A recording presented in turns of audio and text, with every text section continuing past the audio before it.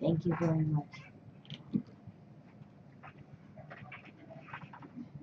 Okay, Josh, can you see the students? I don't see anything on my side, You don't see anything on your side? just myself.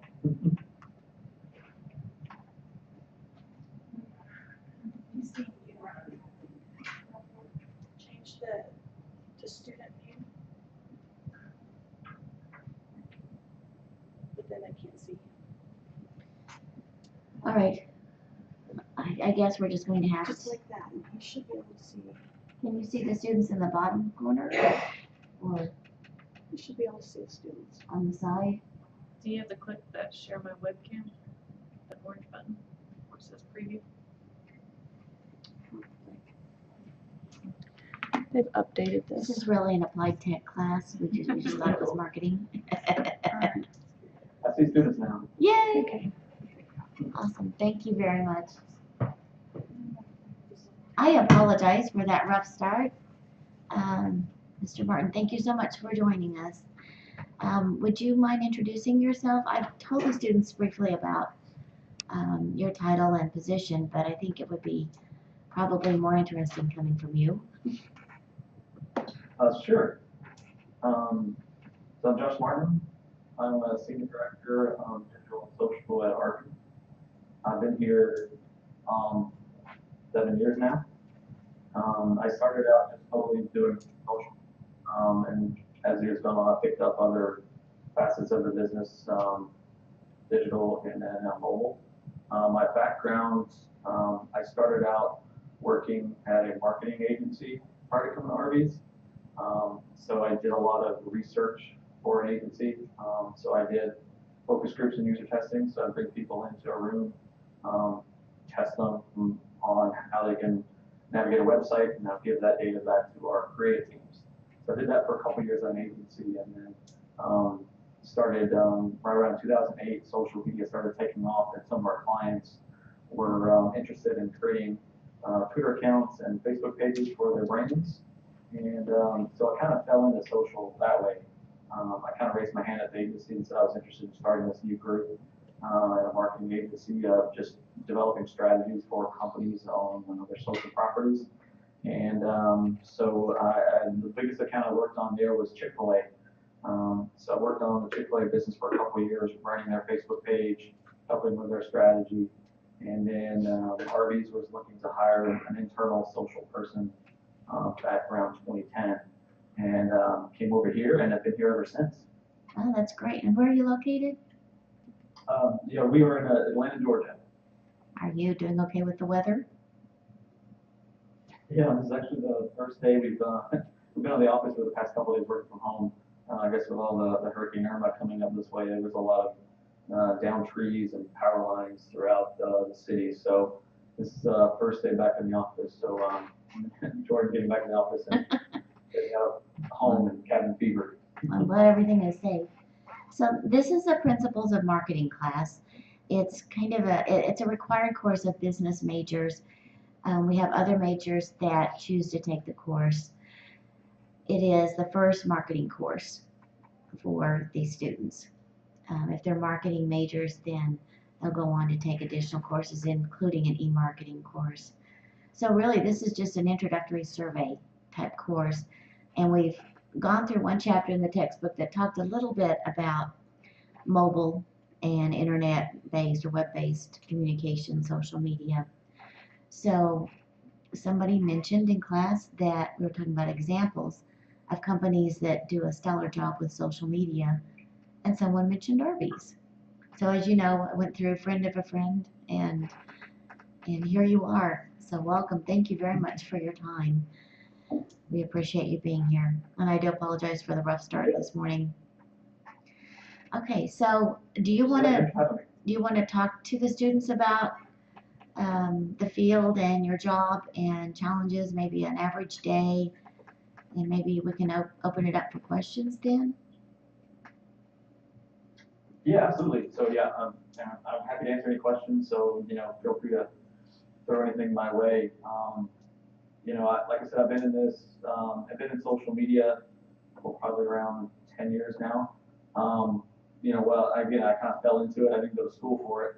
My background in school was psychology. But, the job here at Arbys, every day is different. We come in every day and read through all the comments and what our audience is saying about the brand, from the previous night, and different things pop up, different opportunities. Sometimes we're looking for celebrities or influencers that may have mentioned us the night before. Or something maybe trending in social that we can jump on. So the job itself is a lot of fun. I enjoy the fast-paced nature of it. Every day is really different. Like I said, there's a lot of things promotion-wise that we work on. So in general, fast food, the QSR, which is quick service restaurant category, moves really fast. If you pay attention to the commercials for Wendy's, McDonald's, Burger King, us, we really change our featured menu item every 30 days. So we're constantly changing out, our focus and our promotions. So this month we're focused on our bourbon barbecue sandwich. Next month we've got a chicken pepperoni parmesan sandwich. In November we're working on a deep fried turkey sandwich. So we're constantly thinking about ways that we can leverage social media to get people to talk positively about the brand and experience the brand. So we've been able to do a lot of different things at Arbys since I've been here. When I first joined the brand back in 2010, there was nobody in this position before I got here. There was articles written about the brand, about us and Burger King, about at the time how they didn't have a social media presence and they were behind the times. So when I got here, I had to do a lot of education and teaching to the larger organization, because it's been a brand that really hadn't really embraced social media. When I got here, I think our Facebook page was probably 10,000 people, mostly employees, complaining about their work hours and why do I have to slice this sandwich and why don't I get paid more. So it was a page that was predominantly just with a bunch of employees, complaining about, working at Arbys. Our Twitter page was probably like 1,000 to 2,000 followers. So very early on, we had to, kind of establish, our voice in the space, how we communicate, some do's and don'ts for our employees, how they should act and social. And then throughout the years, we really evolved the voice in our, if you followed Arbys, the brand itself, you've probably seen a lot of marketing over the past probably 10 years, from our tagline went from I'm thinking Arbys to good mood food to slicing of freshness, and now it's we have the meats. So from a marketing standpoint, it's gone through a lot of ebbs and flows. So social media, we've kind of, navigated that, but we've had a few wins over the past, I'd say 3 or 4 years, with our response to Pharrell during the Grammys in 2014, if anybody had seen that. And then how we handled Jon Stewart when he was making fun of us on The Daily Show. To now kind of hopefully, we've seen a lot of great comments about how we approach social with our content now. So we try to take a different approach across our marketing and across our social media strategies. We view social as less of a place where we're trying to advertise to you. We feel like your social feeds now are full of people, full of brands that are, saying, come try this and trying to sell you on stuff. Our approach in social is more, we want to engage our audience on things that they like. And so the areas that we found is around pop culture, movies, gaming, anime. So the stuff you see now, we're just having fun with our products, our sauces, our packaging, and creating things that are topical. So if a show just launched on Netflix, BoJack Horseman will launch last week, so we did a post around that. So it's less about, hitting you in the face with, come try this bourbon barbecue sandwich. We feel like a lot of our competitors do that. If you look at Wendy's, Burger King, McDonald's, it's up in front of your face and they're really trying to sell you. We'll feature our products within our packaging in a creative way, but we're trying to tap into what people are passionate about in social, and that's kind of been our strategy. That covers quite a lot, but I'll probably open up for questions if anybody has. What advice do you have for students trying to enter the field? Yeah, it's a great question. It's a tough one, I know. I would say, if you're passionate about it, get involved and, have a point of view around whether it be, a blog or just being active in the space with a Twitter account and paying attention to what brands are doing. More and more companies are taking, this in-house. 10 years ago, you would never see a person in my position running social for a company. A lot of brands leverage agencies and marketing consultants to help them with social.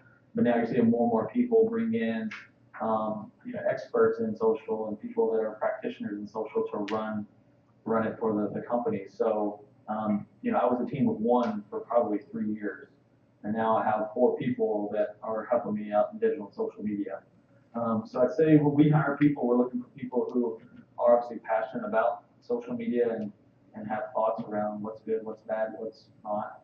We're looking for people that have applied experience. So I'd say the couple people we have hired have done internships at companies on their social teams, have done social media for small businesses, have done social media for, their schools, clubs, or college of businesses, that type of thing. So really, I'd say if you're interested in it, there's certainly a market for companies that are hiring people to help them run social. And I'd say, get as much applied experience as you can. Okay, thank you. You mentioned that your approach, you plan. Marketing is very much research and planning and production, but then you also have to seize opportunities, and that's particularly important in social media. Can you talk a little bit more about that flexibility being critically important with headlines and celebrities, etc.? Can you provide some examples? Yeah. Planning is a big part of what we do in terms of our content. So in terms of our content that we push out, we plan out a month in advance. So our agency will come in, they'll come in probably next week, and we'll talk about the 30 or 40 or 50 posts that we're going to have in October. And they'll run through different options of things that are happening in sports and pop culture, things that we may want to create content around. So for us, it's all about being prepared. So we know in advance that MTV Movie Awards are coming up. Here's some post options that we might have. Big sporting events like the Super Bowl, March Madness, things like that we know are coming up. We'll plan ahead. But sometimes it's just being prepared for real-time responses, and that's kind of how the Pharrell response happened for us back in the Grammys. And so part of that is educating our legal team and our brand teams to provide, allow the flexibility for our team to post and respond to customers and things that happen in real time. So the Grammys event happened at 10 o'clock on a Sunday night. So we were able to make a response because our team had gotten approval from legal and brand to be able to make those decisions quickly. But a lot of it just goes into planning and knowing your brand and having guidelines set up for us. So we're constantly looking at how we respond in social media, and we've got like a 50-page response guide that goes through different scenarios. So if somebody mentions, President Trump, this is how we do or don't respond. If somebody mentions something, around a particular topic, this is how we respond. So that's something that we constantly have, and we're adding to. So myself and the 2 guys on my team are the only ones that can respond to anything for the brand. So we have those guidelines in place for us to be prepared when something happens in the space. What happened with the Grammys? You mentioned that example. So you can probably Google it, look on Twitter, but so during the night of the Grammys, I was at home. We were starting to listen to conversation. So we have a lot of tools that help us pull in all the public mentions of the word Arbys across Twitter, Instagram, Facebook, you name it. And we're starting to see a lot of people the night of the Grammys mentioning Pharrell wearing this really large hat that looked like our logo. So people were saying, why does Pharrell have this Arbys logo on his head? So when he was on the red carpet. So when he came up on stage when he won his first award, he still had this hat on. And for us, we thought it was a great chance for us to jump into that conversation, since people thought, this big, large hat he was wearing looked like our cowboy hat logo, if you can see back behind there. So we just sent him a tweet saying, "Hey, Pharrell, can we have our hat back?" And sent it out. And then, at that time, our biggest retweet tweet we had was probably like 100 or 200. And then shortly after that, it just kept going viral. So I think that night it got up to like 80,000 retweets for one tweet, which for us that was huge. And then the next day, it's being talked about on Today's Show, the Good Morning America, and it kind of that's the moment that kind of put our social team on the map a little bit. So that moment was just right place, right time, and then having a fun response. And about 4 a.m. the next morning, he responded back to us saying, "Arbys, are y'all trying to start a roast beef?" And looking face. So, he was a good sport about it. But that happened in 2014, and we rode that one little moment that cost us nothing for a whole year.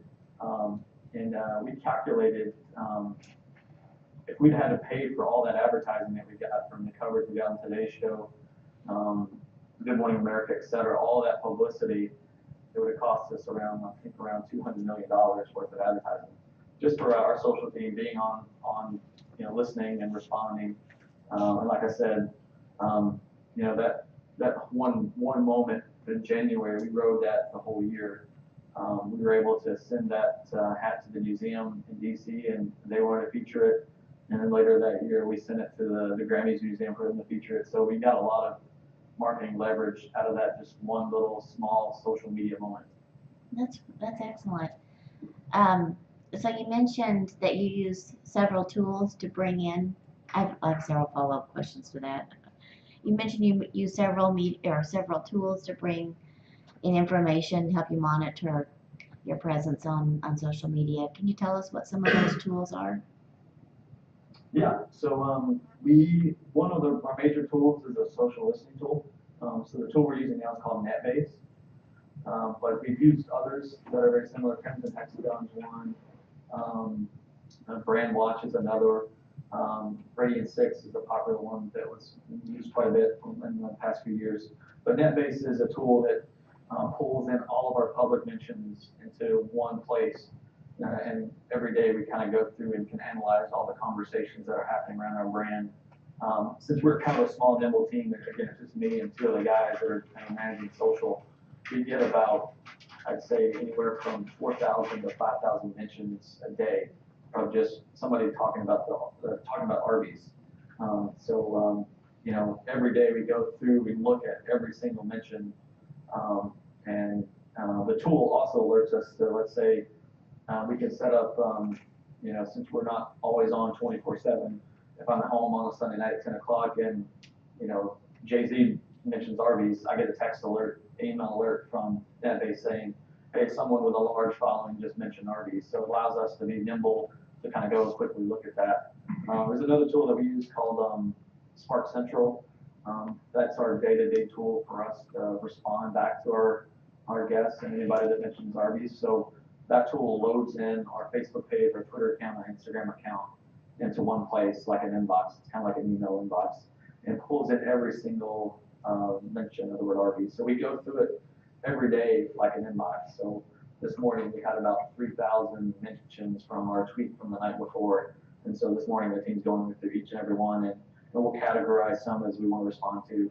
We'll retweet some people, and we're just constantly looking for opportunities to engage the audience. But those are the main tools we use to help us on a day-to-day. Okay, thank you. You've mentioned a couple of times the importance of engaging with your audience rather than selling to them, and that seems to be a really critically important feature, I guess, or strategy for social media. Can you comment more on that? I mean, today's social media customers, or customers of yours who use social media, are much more sophisticated than customers, from previous decades who were just recipients of advertising. So can you comment about any of that? Yeah. About, I'd say 2 years ago, we kind of shifted our strategy in social. We felt like our content wasn't getting, a ton of engagement, being likes, comments, shares. We felt like our content looked like everybody else's. So if you look at what Wendy's and McDonald's and Burger King, again, for us, we thought they were very, um, promotional driven posts. They're constantly talking about, shoving a sandwich, featuring a sandwich, very lifestyle. You've got this beautiful manicured sandwich and a girl that's in leaves in the fall and she's drinking a shake, and it's very stylized, and for us it looked fake and not real. So for us, we feel like most people in social are constantly getting hit with advertisements and brands selling to them. And so for us to stand out, since we do get outspent quite a bit by our larger competitors, McDonald's, Subway, Burger King, outspend us probably, their budgets are 10, 15 to 1 compared to what we have. We wanted to try to do things different to stand out in the space. And so we decided to kind of test different. One of the first things that we decided to test was we took 3 potato cakes. If you look at our potato cakes, they're in a triangle. We put, them 3 of them together, 1 at the top, 2 at the bottom. It looked like the Triforce from Zelda. If anybody has played Zelda, and just put it out there and targeted people that were Zelda fans. And it was quadruple, triple the number of likes, comments, shares that we normally get on our more selly or promotional driven posts. So we thought we were onto something after we did that a couple years ago. And from then on out, we've kind of moved away from being very heavy handed and trying to advertise on the space. Now, certainly we'll push out content that, we still feel like people are interested in what's happening at Arbys. So when we do have a new sandwich, we will run some video on Facebook that are our commercials that are advertising kind of, what we're selling. But majority of our content, if you look on our Facebook or Instagram, our Twitter account, we still feature our product and our sandwiches and our packaging, but the theme is all around something that's happening at a current event or a game release or anime that's come out or something that we think the audience is interested in. And for us, we're tapping into audiences that we think that none of our competitors are necessarily talking to. So being gamers and the nerd cultures, we call them, that are interested in a variety of different topics. And we're constantly testing these different audiences. So for us, we feel like we found the sweet spot. If you compare our content, that the likes and the shares and the retweets, the favorites, in comparison to what you see on McDonald's, Wendy's, I mean, they're spending way much more than we are, but we're getting better engagement. So we feel like that's how we're standing out as a brand. And if you read the comments, we get a lot of joy in reading the comments underneath it. Say, I can tell you how many times that they've said the Arbys social media person needs a raise. I just screenshot those and send them to my boss and say, here you go. But we're building that brand love around Arbys. When I first got here, and you may speak this too, I always thought Arbys was a place, that's where my grandma and grandpa go for lunch on Sunday, right? Arbys was never really a cool brand. And what social has done for the company is between what we did at Pharrell and Jon Stewart and how our strategy is now, people are thinking that Arbys is a cool brand, along the lines of Taco Bell and some others. So social has really helped, I think, get us younger and bring in new audiences, which is great. So that's just kind of one component of social. What's so great about social is there's so many more things that we do. There's a whole customer service aspect of social that our team helps on too. So we have a separate Twitter account called @ArbysCares. So if we're reaching out to people that may have had a bad experience or giving feedback on sandwiches or things that they want to see in our restaurants. So we take all this information and give it back to our operations team, our PR team. We've helped identify new sandwiches. We've helped identify issues in the restaurants. There's just so many pieces that social can do, which is really exciting. You mentioned that you have to work closely with legal, with the customer care, with PR, with your media relations people. That's a real challenge in most corporations. But it seems like, based on what you've shared, it seems like your teams are very much aware of the timeliness issue. They can't, legal can't go off for 3 or 4 days and think about something. So how important is that teamwork and communication and everyone adopting the same approach? Yeah, I mean, it's immensely important. Any organization's speed is crucially important to to being successful.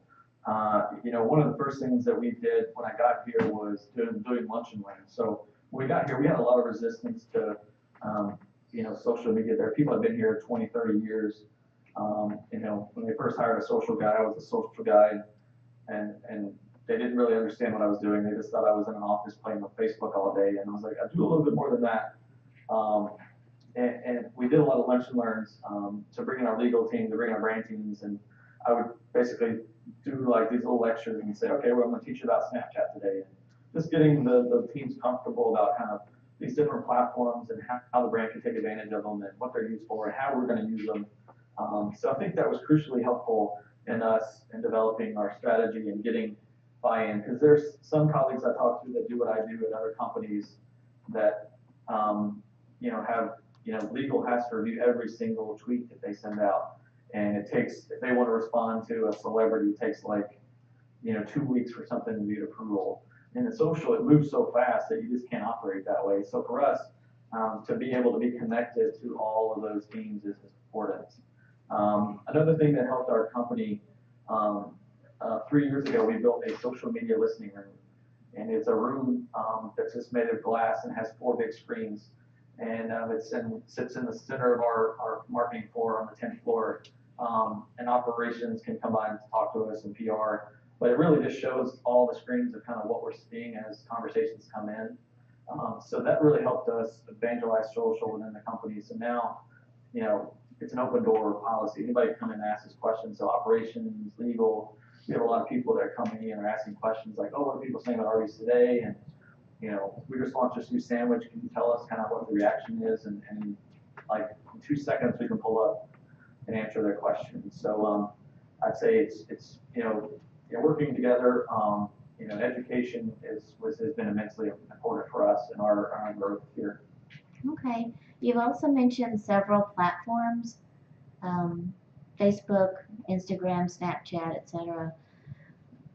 Do you see different demographic audiences for each? Do you have a similar strategy for all, or different strategy, or why do you use which platforms you use?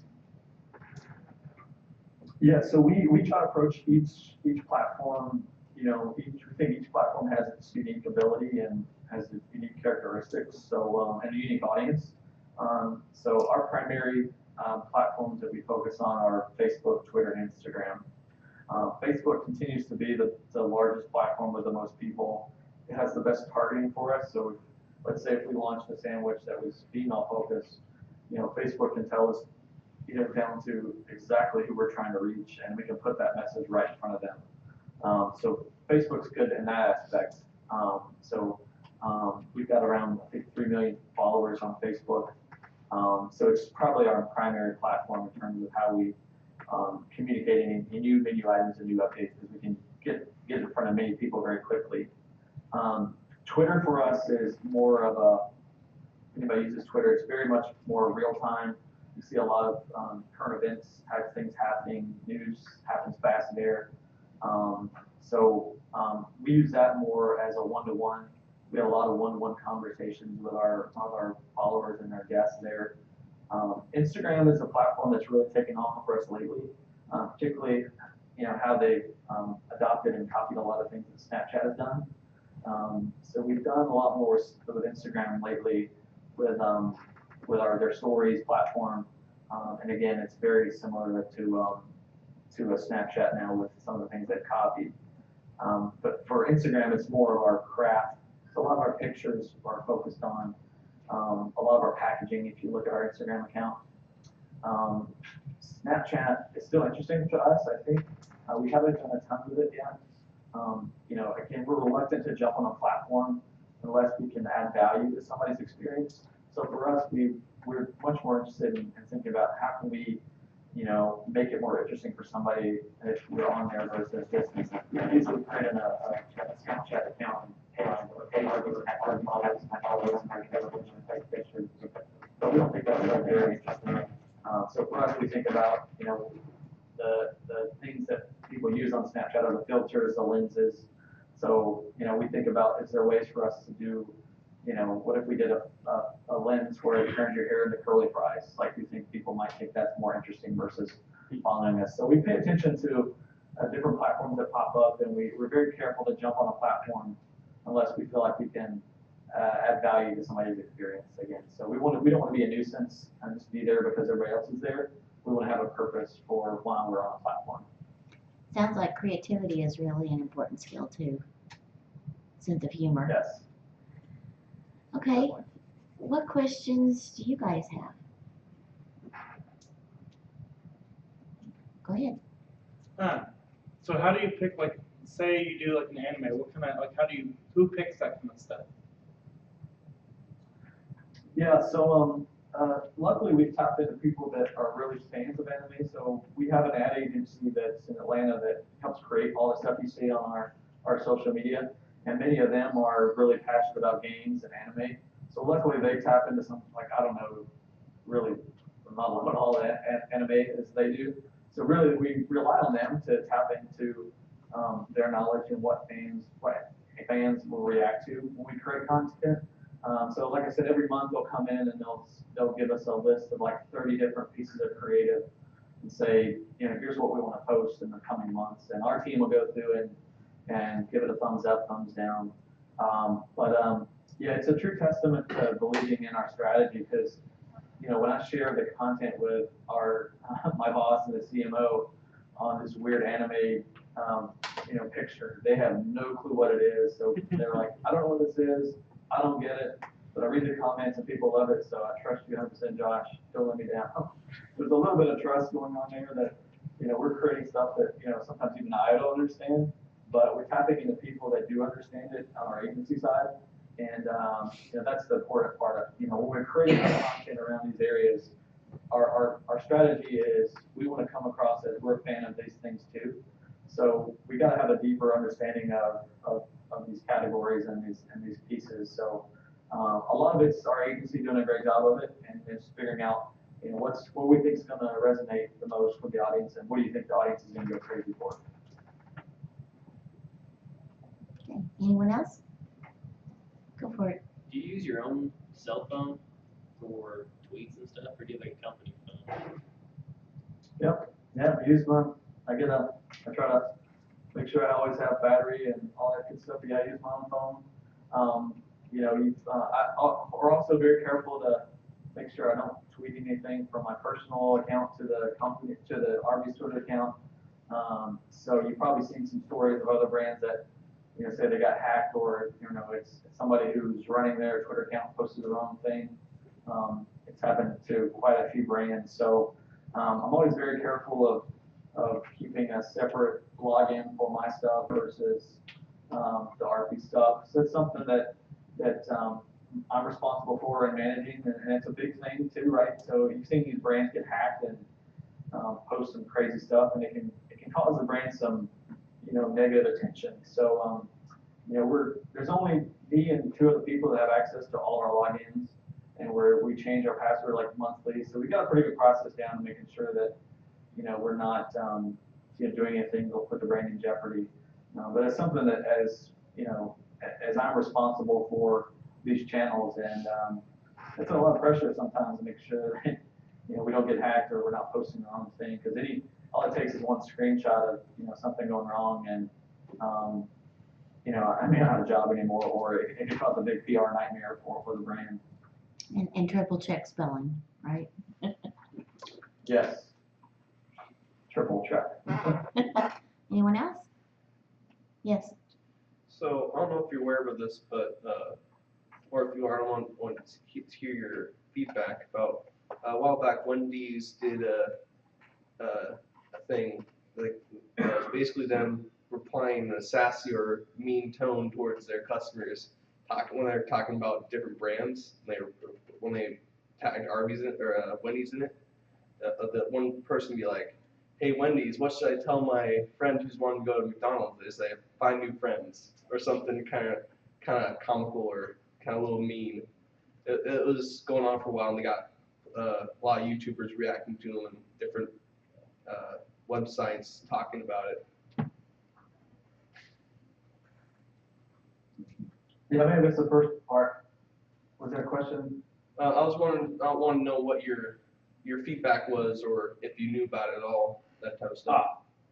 Yeah, so yeah, definitely, we pay, especially since it's in our category, we pay a lot of attention to what other brands are doing in the space and monitor kind of the reaction to it. Yeah, I'm very familiar with the Wendy's, examples, and actually, I just screenshotted one today.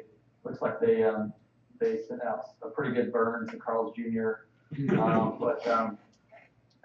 Some guy tweeted, "I'm exhausted by brand accounts getting into Twitter feuds to pander to their audiences. You'll have the same voice. It's not unique now."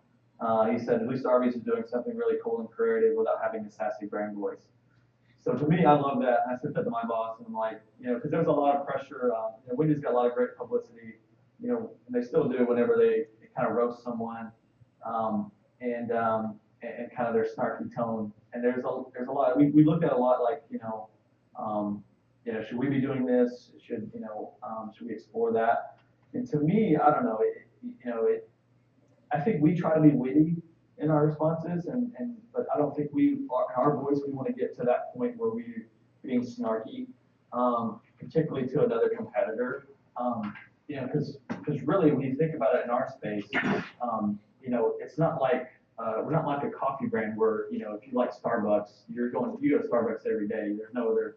If you're a Starbucks fanatic, you're not going to necessarily probably going to Dunkin'. You're going to Starbucks every day. When fast food in our category, we really share our customers. So we don't expect somebody to eat Arbys at every meal of every day, right? So we really share our customers. So if you think about it, nobody's going to eat Wendy's every day. They're going to go Wendy's one day, they may go to McDonald's one day, Arbys another day. So, we expect people to eat at other places. So, when they start talking negatively about their competitors, I don't know. I think some people may turn them off. I know they've got a lot of press around being snarky, roasting, but I just don't know how far that carries you. So for us, I think we'd like our tone to be witty, but we don't want to come across as necessarily, snarky or take it that far. So we're constantly evolving our voice. But for them, it's certainly interesting, and it certainly works for them. I'm just not sure how they can continue to do that over time. And to me, it's weird that they're snarky on the replies, but then if you look at their content, it's very selly and it's a different voice. So it certainly works for them. And what's so great about social is there's no blueprint. We're not afraid to test and learn different voices and different posts and different things. So that's what I love about most about social is that what works for us may not work for another brand, and what works for them may not work for another brand. So you see a lot of different brands do different things, and I think that's what's so great about the space and the creativity that you see across different brands. Okay, anyone else?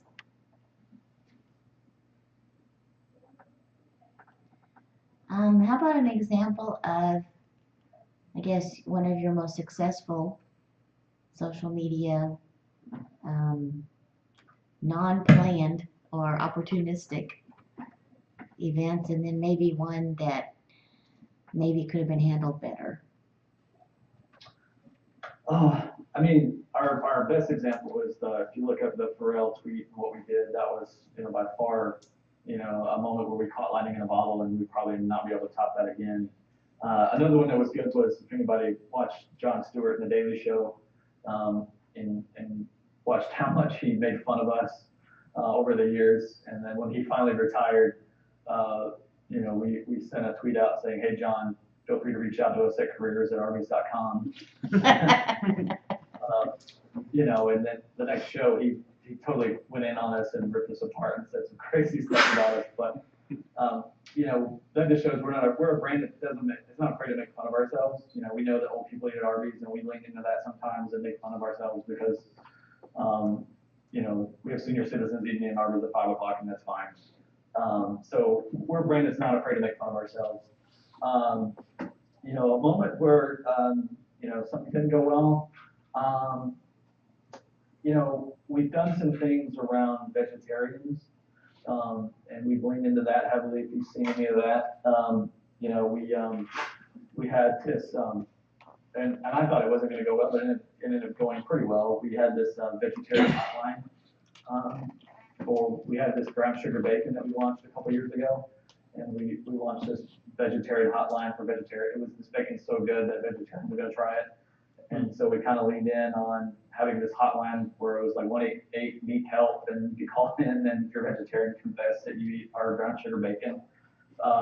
So obviously some of vegetarians weren't a fan of that, and we got a lot of, maybe some mean comments from vegetarians. But again, I think for us, we know that we're a brand that says we have the meat. So again, we're not expecting vegetarians necessarily to come and eat Arbys, but the people that enjoy meat and big meaty sandwiches are. So I think we're not afraid to offend a small amount of people in order to connect with an audience that that's going to resonate with. So there's been a couple of things that we've done around content that's big, that's really focused on meat and kind of hopefully playing fun a little bit of vegetarians that have gone a little bit awry, but we're always kind of careful to be respectful, and anything we do, we don't want to come across as being mean or mean spirited. Anything we do marketing wise, we want to try to come across as having good fun. Well, based on your examples, it sounds like one of the keys to success, I guess, is that, confidence or faith in yourself to be opportunistic and to seize those opportunities, to be proactive. Would you say that's accurate? Yeah. I mean, I think we're a brand that's, again, like I said before, we always talk about how we have to fight above our weight. We're outspent by McDonald's, Subway, Wendy's, like 10-1 in marketing dollars. So we have to be a challenger brand and have to take some swings and take some calculated risks, things that could go in the wrong direction if not executed properly. And so I think we're, on a marketing side, we're a very nimble team that is not afraid to take some gambles and do some crazy stunts that maybe other brands wouldn't be able to do. Okay. You guys have any other questions? Okay. Well, that's all I can think of. That's really been an interesting discussion. Thank you very much. This is the first time we've had a guest speaker in this class, and I think it went pretty well, other than the technology issues in the beginning because of me.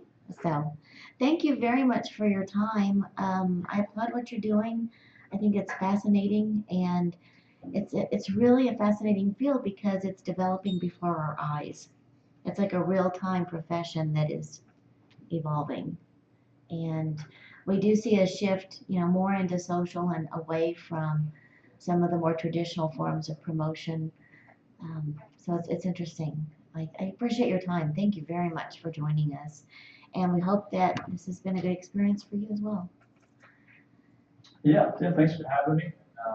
I appreciate the questions and enjoyed talking to you guys. And like I said, if you have any other questions, feel free to send me an email or post on Arbys, and you might get a reply from us. All right, sounds good. Thank you very much. Bye-bye. All right, thanks, guys. Bye.